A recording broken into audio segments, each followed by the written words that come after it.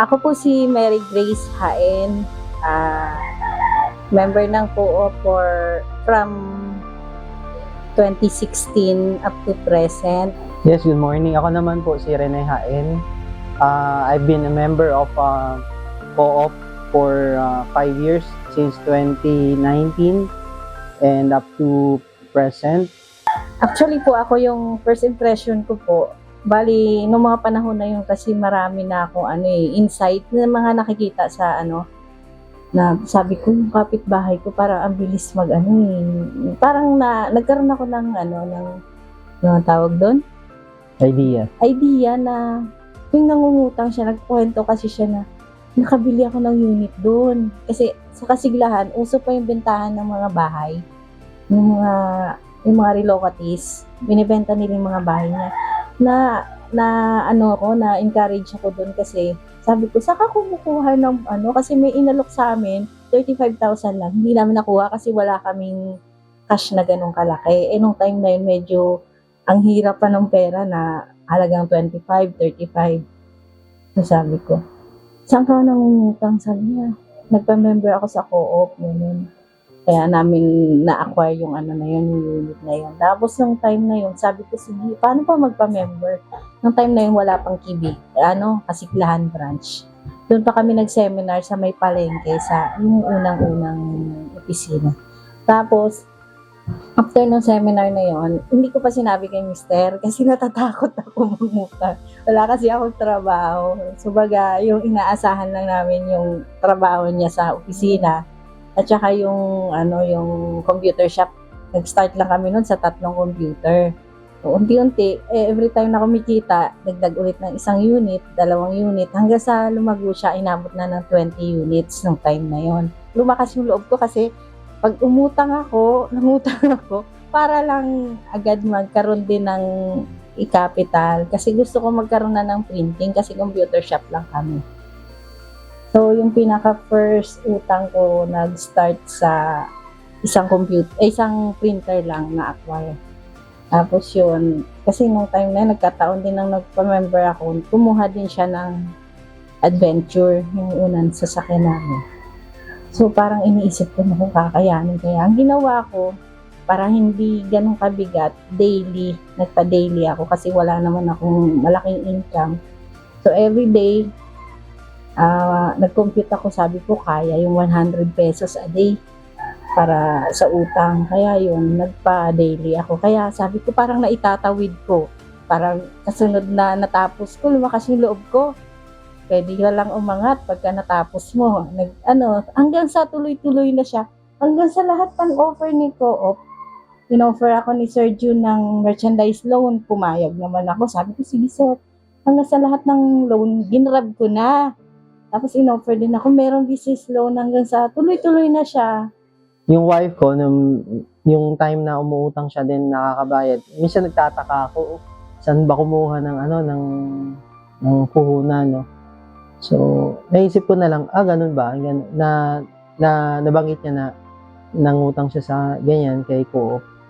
And then, from then on, parang inisip ko na lang, pwede palang umutang doon, malaki ba yung interest? Nung inisip ko, kinompute ko yung interest, mukhang fair naman, tapos favor naman if ever na yung kailangan mo agaran, din madali naman yung procedure. So, ganun. Siyempre, yung business, essential yung kailangan meron kang capital. Pag wala kang capital, yung isa mong tatakbuhan is yung mag-loan. So, luckily, nandiyan si Co-op, minsan nakaka-loan kami ng much higher, nagagamit din siya sa business. Pag nagbayad, bayad din kami para, siyempre, the higher na nalo-loan mo, the next time yun na mag-attempt ka mag-loan ulit, siyempre, even more higher. Well, nung una kasi, siyempre, nung nag-start pa, parang maliliit lang yung value. Siyempre, nung una, yung demand kasi ng location, yung area kasi namin, currently kasi nandito na kami sa Villa Ana, nandito na yung bahay namin. Before, nandun sa Kasiglahan yung bahay namin, nandun din yung shop namin. Yung shop at saka yung bahay, iisa lang. So, yung demand kasi noon, parang estudyante lang yung ano namin, yung focus. Estudyante, tapos sa computer shop, browsing, minsan yung mga bata naglalaro din, no? So, yun yung mga trend noon, no?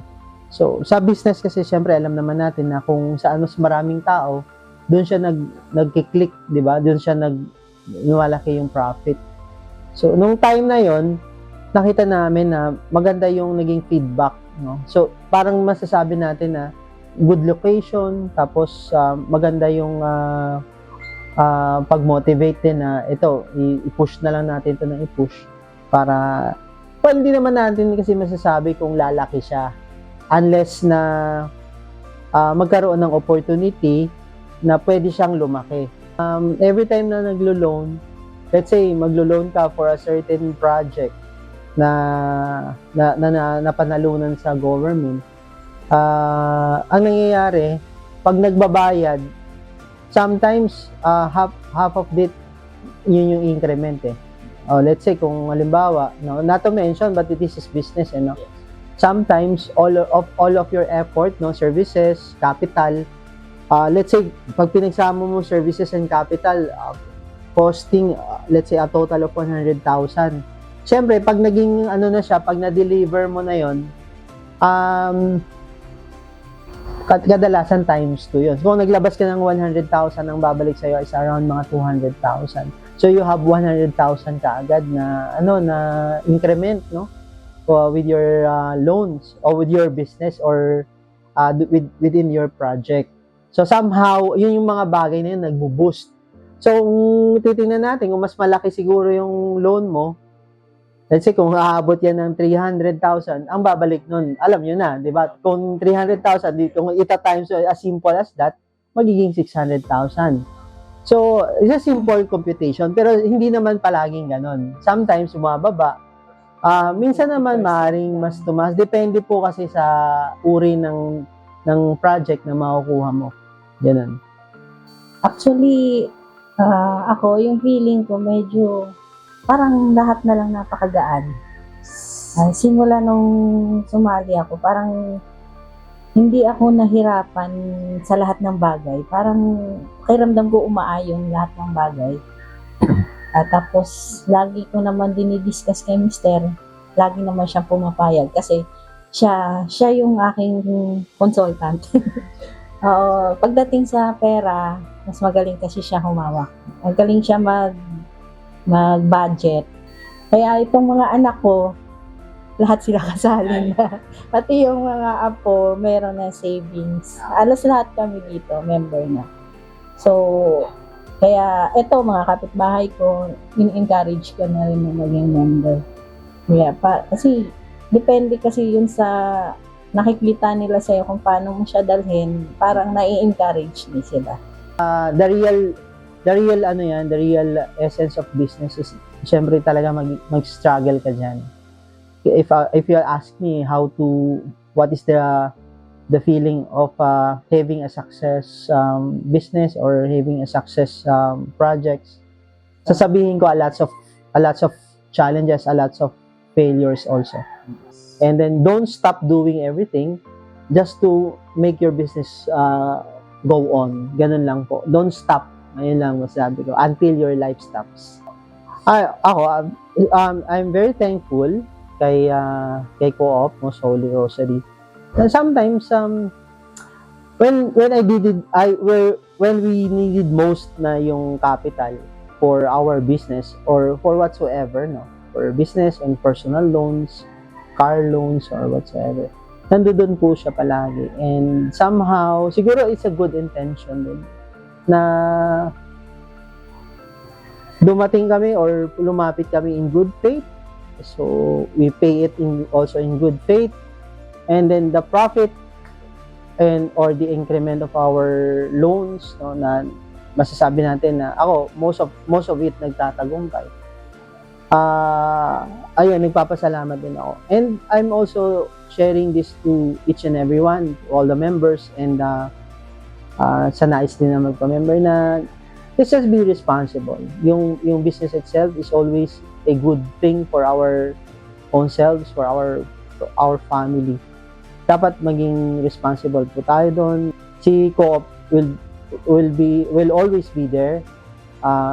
Maybe masasabi ko part of our lives, na part of our success, na nandoon para mas makapagbigay ng magandang assistance and masasabi ko rin magandang future for our family, for the kids, and for our grandchildren. Ako naman, nagpapasalamat ako kay Co-op dahil maraming panahon at tulong siyang naibibigay sa amin, lalo na po sa aming negosyo, na ito yung negosyo, yun din po yung tumulong para lumago kami. Salamat kay Co-op dahil naramdaman namin yung kaginhawaan at success na narating namin ngayon. Salamat at marami na kayo na itutulong sa aming pamilya.